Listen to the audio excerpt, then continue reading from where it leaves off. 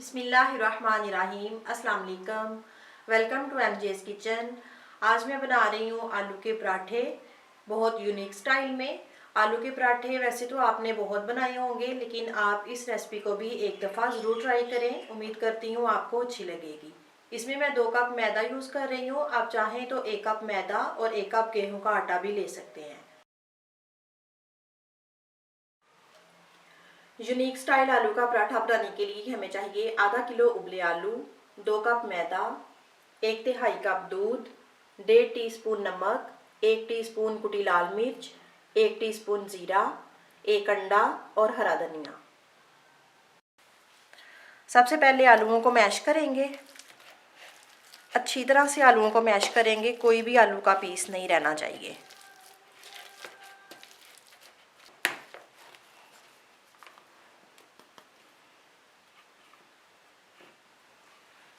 आलू को मैंने अच्छी तरह से मैश कर लिया है। अब इसमें ऐड करेंगे 1/3 कप दूध, अंडा, नमक, कुटी लाल मिर्च और ज़ीरा, हरा धनिया, साथ ही ये सारा मैदा ऐड करेंगे और इसको अच्छी तरह से मसल के हाथ के साथ डो बना लेंगे।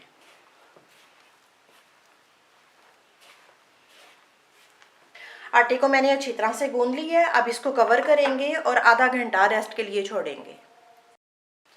आधा घंटा रेस्ट दे लिया आटे को। अब इसका पेड़ा बनाएंगे।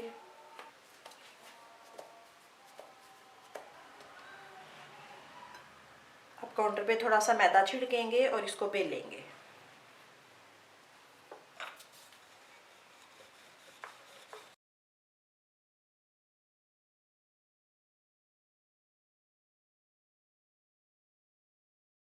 ना इसको बहुत ज़्यादा पतला करना है और ना ही बहुत ज़्यादा मोटा रखना है। नॉर्मल साइज़ में मैंने इसको बेल ली है। आप इसको पैन में फ्राई करेंगे।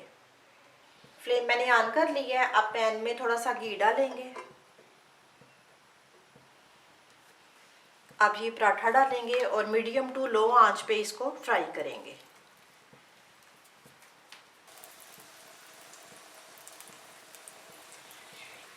अब इसके ऊपर भी घी लगाएंगे और इसकी साइड टर्न करेंगे।